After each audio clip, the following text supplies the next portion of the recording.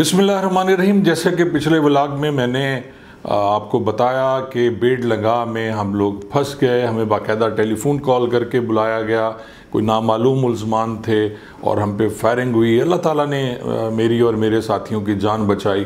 मैं वापस थाना नौशहरा पहुंच गया और उसी मस्जिद में जो हमने अपने हाथों से तामीर करनी शुरू की थी, अभी तक तामीर तो नहीं हुई थी, लेकिन उसमें मैंने 2 रकात नवाफिल पढ़े, अल्लाह का शुक्र अदा किया और मुल्ज़मान के ख़िलाफ़, नामालूम मुल्ज़मान के ख़िलाफ़ 353, 324 दफ़ात के तहत मुकदमा दर्ज कर दिया गया। अब 324 तो होता है जी इक़्ताम कत्ल, आप पे कातलाना हमला जब कोई किसी पे करता है तो उसका ये जुर्म लगता है। 353 जो होता है उसमें ये था कि पुलिस कार्य सरकार में जो मज़ामत होती है और अगर आप पे फायरिंग होती है तो इस तरह के जराइम लगते हैं। उसमें 148 से 149 भी था, एग्जैक्ट अब मुझे याद नहीं है।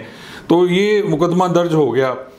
रात को मैं सो नहीं सका प्रॉपर, मुझे बार बार मेरी आंख खुल जाती थी और फील होता था जैसे कि मैं बेड़ लंगा के उस बेट में हूँ, वो जो दरियाई इलाका है, और मैं फंसा हुआ हूँ और बार बार मेरी आंख खुलती थी।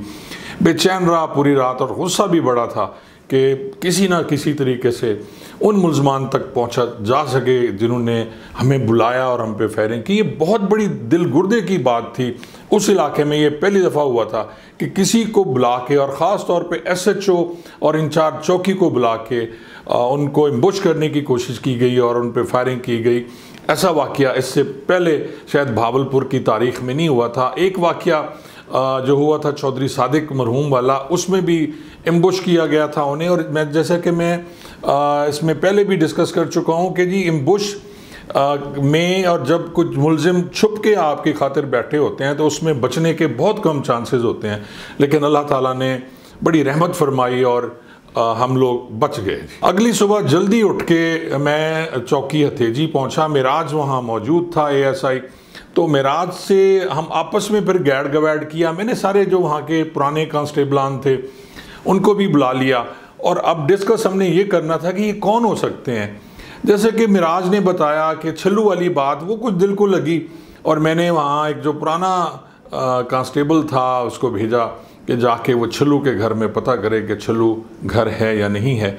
इतनी देर में मियां इरफान साहब भी आ गए, हम लोग मौके पे गए और फिर वो शाम वाला सीन जब हम बेड़ लंगा पहुँचे तो वही जहाँ पे मेरी गाड़ी में गोलियाँ लगीं और गाड़ी में गोलियों के निशान भी मौजूद थे, उसी गाड़ी में, क्योंकि इंजन उसका बच गया था, बॉडी में गोलियाँ लगी हुई थी और कोई मेरे पास सवारी थी नहीं, तो उसी में गए गाड़ी में। मियां इरफानुल्लाह अपनी सरकारी जीप में थे। अब बेड़ लंगा जब हम मौके पे पहुँचे तो मुबारक लंगा जो था वो भी वहाँ मौजूद था, उसने हमारे लिए खाने का अरेंज भी किया हुआ था।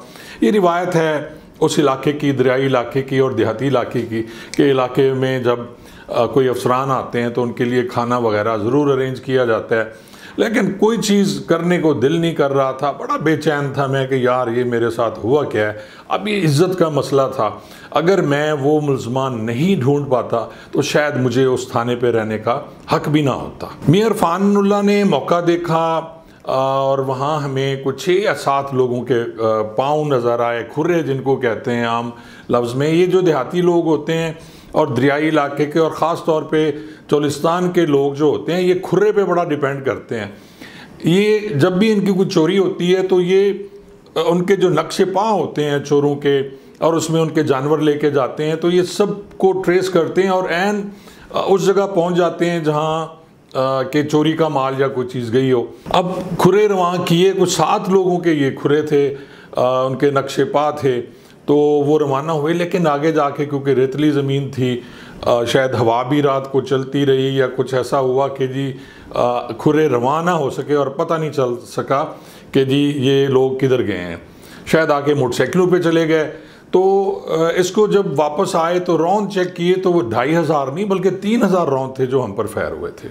और अल्लाह ने हमें कैसे बचाया, जो भी देखता उस गाड़ी को देखता और हमें देखता तो वो अल्लाह का शुक्र अदा भी करते और हैरान भी होते तो किस तरह ये पुलिस मुलाजमीन इस फायरिंग से बच गए और इनकी जानें बच गई। अब मैंने वापस थाना नौशहरा पहुंचना था क्योंकि काफ़ी मुअज़्ज़िज़ीन वहाँ इकट्ठे थे, जिसमें से ये जुल्फ़कार शाह साहब, नसीन शाह साहब, उनके बेटे और दूसरे जो दोस्त थे और मेरे बड़े मेहरबान वहाँ आए हुए थे और दुआ करने। ये उस इलाके की एक रिवायत है कि जी अगर खुदा ना खास्ता किसी मुसीबत में कोई फंसता है और बच जाता है तो दुआ करने के लिए आते हैं। और मेरा बहुत ज़्यादा ताल्लुक़ जो है वो सैयद जुल्फ़कार शाह साहब से है, जो जानूवाला के हैं, और मैं हमेशा उन्हें अपने वालिद की जगह उनकी इज़्ज़त करता हूँ। बहुत प्यारे इंसान है वो। अब मुझे ना दिन का चैन ना रात को आराम, एक ही धुन थी सर पे कि किसी तरह मुल्ज़मान को तलाश किया जाए कि मुल्ज़मान कौन है। सबसे पहले हमने हथेजी चौकी के टेलीफोन का रिकॉर्ड लिया, PTCL नंबर उसके जब उसकी डिटेल निकलवाई तो उसमें हमें एक मोबाइल नंबर मिला। उस मोबाइल नंबर को अब मैंने CDR के लिए भिजवाना था, ये कॉल डिटेल रिपोर्ट जो होती है। अब उस वक्त ये 2005 में कोई सरकारी तौर पर या महकमाना तौर पर कॉल डिटेल नहीं मिला करती थी, उसके लिए हज़ारों रुपए खर्च करने पड़ते थे। फिर कहीं से कॉल डिटेल या IMEI नंबर जो है वो मिला करते थे। तो मुझे ये कहा गया कि अहमदपुर शर्किया थाना सदर के एक इंस्पेक्टर साहब थे, गुजर साहब, अब एग्जैक्ट मेरे जहन में उनका नाम नहीं आ रहा, वो कहीं ना कहीं से टेलीफोन की कॉल डिटेल मंगवा देते थे। तो वो नंबर जो हमें मिला वो हमने गुजर साहब के हवाले किया। मियां इरफान क्योंकि उनके इंचार्ज थे, मियां इरफान अहमदपुर शर्किया के DSP थे, तो इसीलिए उन्होंने कहा कि सर ये कम से कम 1 हफ़्ता इसको लगेगा कॉल डिटेल आने में। अब 1 हफ़्ता मेरे लिए बहुत मुश्किल था। इससे पहले भी मैं कॉल डिटेल पे बहुत काम कर चुका था। जब मेरी पोस्टिंग बतौर सब इंस्पेक्टर CAA रहीम यार खां में थी, ये 1997 की बात है, और मुश्ताक सुखेरा मेरे SSP थे। उन दिनों खाना फरंग ईरान मुल्तान पे हमला हुआ था जिसमें मलिक इसाक और उनके साथियों ने हमला किया उस पे, और उसके जो वहाँ थे कुछ लोगों को कत्ल कर दिया। मलिक इसाक जब वहाँ से भागा तो उसकी एक टेलीफोन डायरी जो है वो मुल्तान पुलिस को मिली, और वो जो डायरी थी वो सादत मेहदी इंस्पेक्टर साहब के पास थी। अभी सादत मेहदी बतौर DSP रिटायर्ड हो गए हैं। तो वो डायरी मुझे मिली, ये मुझे बताया मुश्ताक सुखेरा साहब ने, और वो मैं डायरी ले आया, और उसमें जो जितने नंबर्स थे उस पर मुझे काम करने का टास्क दिया गया, और मैंने एक एक नंबर पे काम किया। उन दिनों ज़्यादातर ये कॉल डिटेल तो हमें मिलती नहीं थी, फिर यही था कि उनके जो एड्रेसेस लिए मैंने PTCL वालों से, और उस पर जाके बाकायदा तहकीक करनी, उनका पूछना, और फिर जो नंबर्स उसमें मोबाइल नंबर्स थे, ख़ास तौर पे मोबलिंग के नंबर्स, उनकी फ्रेंचाइज से जाके मैं उनके नाम और पते लेता और उन पे तहकीक करता जाता, उनसे पूछ कुछ करता कि आपको मलिक इसाक ने कॉल क्यों किया, और एक मुफस्सल रिपोर्ट फिर बना के मैंने मुश्ताक सुखेरा SSP साहब को दी थी। और मुझे बहुत दिलचस्पी थी कि मैं पता करूं कि ये IMEI नंबर क्या है और किस तरह आप उससे लोकेशन लेते हैं नंबर से। बड़ा मज़े का काम होता है शुरू में, क्योंकि ये जो मुल्ज़मान थे ये टेलीफोन भी साथ ले जाते थे और बड़ी जल्दी ये पकड़े जाते थे, क्योंकि जैसे वो अपनी सिम उसमें डालते थे सेल फ़ोन में तो वो ट्रेस हो जाते थे। उन्हें लगता था कि शायद ये इस तरह ट्रेस नहीं हो सकता, लेकिन आहिस्ता आहिस्ता मुल्ज़मान बहुत तेज़ हो गए और अब वो वारदात में मोबाइल फ़ोन अपने साथ लेके नहीं जाते। अब एक इतला ये थी कि छिल्लू हसाम अपने घर पे नहीं है, और उसका पता किया गया तो उसके घर वालों ने बताया कि जी छल्लू तो गया हुआ है कराची मज़दूरी के सिलसिले में और वो यहाँ नहीं है। और छल्लू का मोबाइल नंबर भी बंद था। जब हमने उसके घर वालों से नंबर मांगा तो जो नंबर उसके घर वालों ने दिया वो भी बंद था। 1 हफ़्ता बड़ी मुश्किल से गुजरा। मैं रोज़ाना मियां इरफानुल्लाह साहब को कॉल करता और उन्हें कहता, याद दिलाता कि आप SHO सदर से पूछें कि कॉल डिटेल आई है या नहीं। 5 दिन बाद कॉल डिटेल आ गई, लेकिन उसमें ये था कि सिर्फ एक कॉल हुई थी उस सिम से और वो चौकी हथेजी पे हुई थी। कॉल का तो पता चल गया कि जी एक कॉल हुई है, बल्कि 2 कॉल्स हुई थी उस नंबर से थाना हथेजी के सरकारी नंबर पर, लेकिन ये पता नहीं चल रहा था कि वो सिम किसके नाम है। वो अननोन बंदे के नाम थी, क्योंकि होता ये है कि अक्सर ये जराइम पेशा अफराद मुख्तलिफ सिमें जो वारदात में छीन लिए जाते थे सेल फ़ोन, उसमें से लेके भी इस्तेमाल करते हैं। अब ये करना था कि जी उस मोबाइल फ़ोन का जो IMEI नंबर है उसे ट्रेस किया जाए। अब दोबारा वो IMEI नंबर जो है वो ट्रेस कराने के लिए मैंने हवाले कर दिया SHO साहब सदर अहमदपुर शर्किया गुजर साहब के। तो फिर हमें 5-7 दिन इंतज़ार करना पड़ता था। इसी दौरान अपने मुखबरान को भी हमने मामूर किया, डिफरेंट जगह पता कराने की भी कोशिश की, लेकिन मुझे एक बात फील हुई कि लोग कुछ बताना भी चाहते थे लेकिन बता नहीं रहे थे। इसी दौरान जब IMEI नंबर ट्रेस नहीं हुआ था तो मुझे मुबारक लंघा मिलने आया थाने पे। वो मुझे कुछ बताना चाह रहा था तो उसने मुझसे इजाज़त मांगी कि सर अगर मैं अलहदा आपसे कोई बात करूँ। मेरे पास काफ़ी लोग बैठे हुए थे तो मैंने कहा जी ठीक है आप बैठें, उसके बाद बात करते हैं। तो जब लोग चले गए तो मुबारक लंघा ने मुझे कहा कि सर मेरी इतला के मुताबिक ये जो कुछ भी हुआ है वो छल्लू सामने कराया है और उसने अपने चचा डडली असाम का बदला लेने के लिए ये सब कुछ कराया है, लेकिन मुझे ये पता नहीं चल रहा कि बाकी लोग कौन थे। 5 दिन बाद IMEI नंबर भी आ गया और खुशकिस्मती से उसी सेल फ़ोन में 4 सिमें और इस्तेमाल हुई और उसकी जब हमने कॉल डिटेल दोबारा मंगवाई तो उसमें एक तो था वो नंबर हमीदा फ़ौजी का। हमीदा फ़ौजी जो था वो उच्च शरीफ जलालपुर पीरवाला के कई मुकदमात में मतलूब था और उस सिम से जो हमें बाकी नंबर ट्रेस हुए उसमें शफ़ी मातम, बिल्लू असाम, अल्लू डाहड़ और मुन्नी कक्कस और इस तरह के कुछ नाम और भी थे जो ट्रेस हो गए। और अब हमारे लिए ये बात कंफर्म थी जब हमने उन CDR से लोकेशंस का पता किया तो इन सब लोगों की लोकेशन भी उस रात उसी जगह थी जहां पर पुलिस वालों पे फायरिंग हुई, मुझ पे फायरिंग हुई। अब इन सारे मुल्ज़मान के जो नाम ट्रेस हुए मैंने अपने DSP SDPO मियां इरफानुल्लाह साहब को बताया जो बहुत खुश हुए। फिर मैंने DPO साहब को भी सारी डिटेल बताई कि जी ये मुल्ज़मान हैं सर, और इस तरह हमने ट्रेस किए हैं। और जदीद टेक्नोलॉजी और उस वक्त तो जैसे मैं आपको बता चुका हूँ कि इतना अवेयरनेस भी नहीं थी पुलिस में और ना ही ऑफिशियली तौर पर हमें ये IMEI नंबर और कॉल डिटेल मिला करती थी। तो बड़ी मेहनत से ये सारा काम हुआ लेकिन मुल्ज़मान ट्रेस हो गए। DPO साहब ने मुझे शाबाश दी और उन्होंने कहा कि अब अजीज़ जी आपकी इज़्ज़त का मसला है, ये महकमा पुलिस की इज़्ज़त का मसला है, ये भावलपुर पुलिस की इज़्ज़त का मसला है, क्योंकि इन मुल्ज़मान ने आप पे हमला नहीं किया, ये पूरे पुलिस डिपार्टमेंट पे हमला किया है, तो इन्हें हर सूरत में गिरफ़्तार हो जाना चाहिए।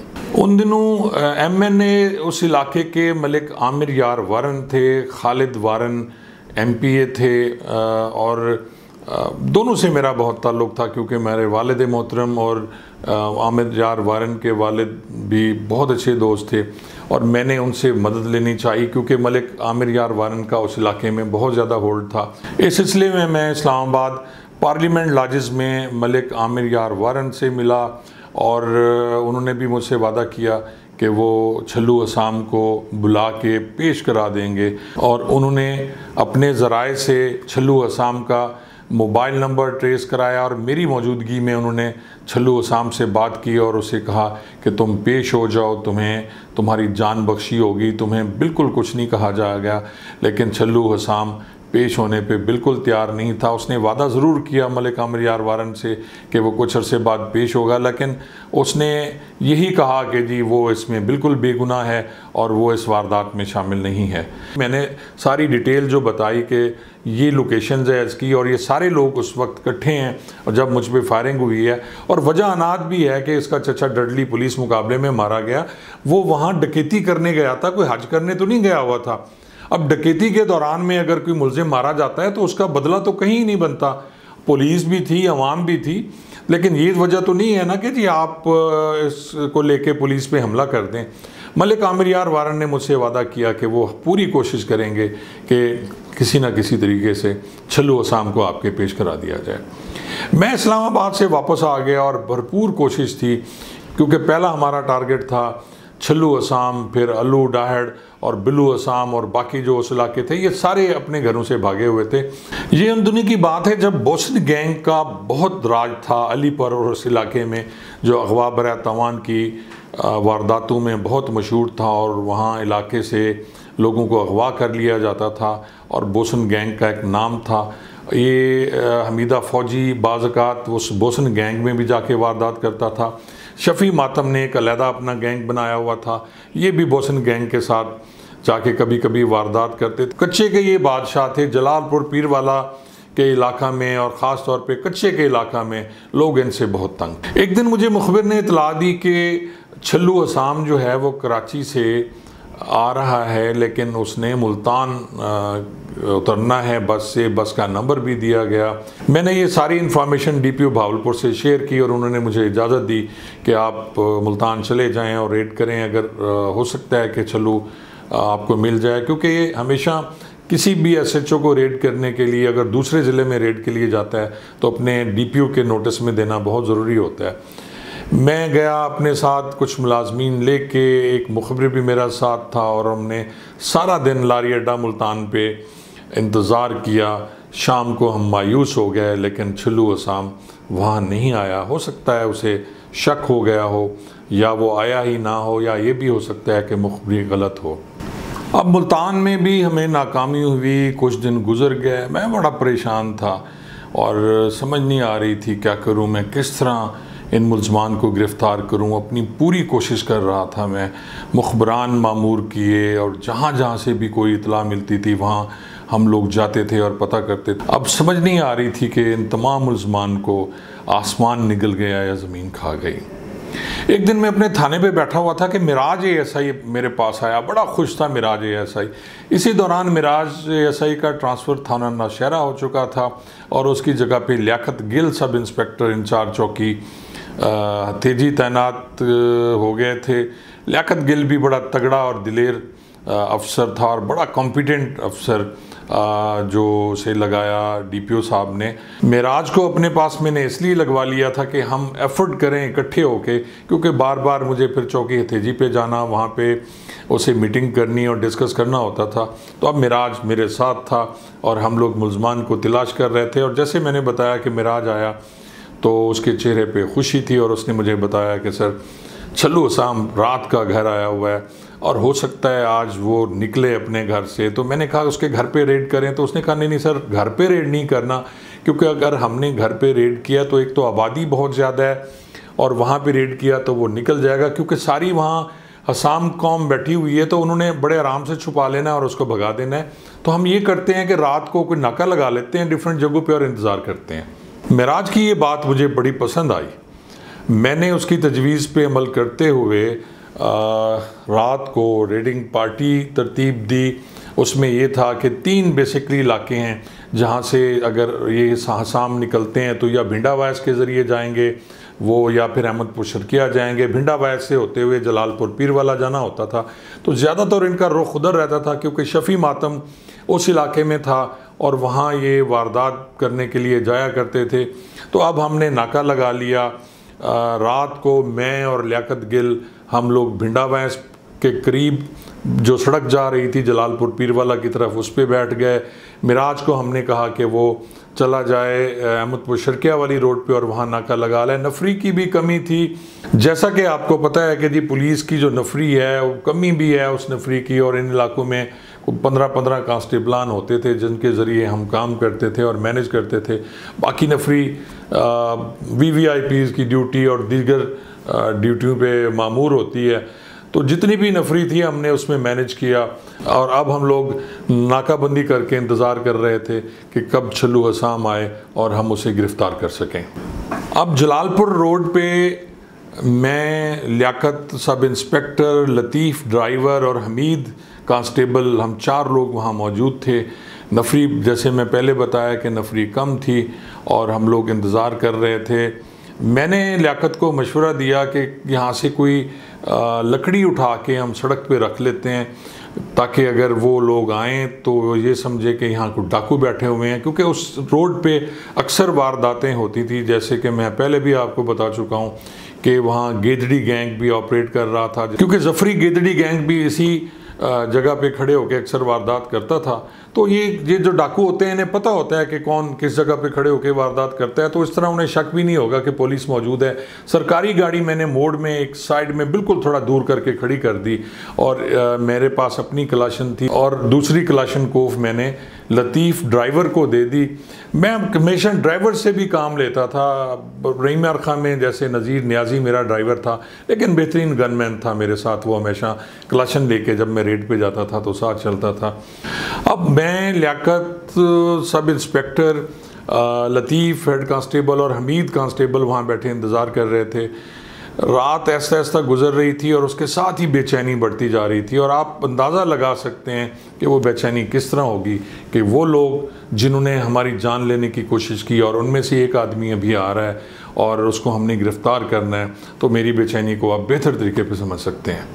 इसी तरह 1 घंटा गुजर गया और हम छुप के उस मोड़ में बैठे हुए थे कि अचानक हमें झांगड़ा पुल की तरफ से मोटरसाइकिलों की आवाज़ आई और रोशनी, 2 मोटरसाइकिलों की रोशनी नज़र आ रही थी। मैंने लियाकत से पूछा कि ये तो 2 मोटरसाइकिल आ रहे हैं, तो लियाकत ने कहा कि सर हो सकता है ये छल्लू के जो करीबी साथी हों वो भी उसके साथ हो, तो हमें बहुत मोहतात रहना चाहिए। इतनी देर में हम बात कर ही रहे थे कि वो दोनों मोटरसाइकिल आके उस जो लकड़ी हमने वहाँ रखी हुई थी उसके करीब रुक गए।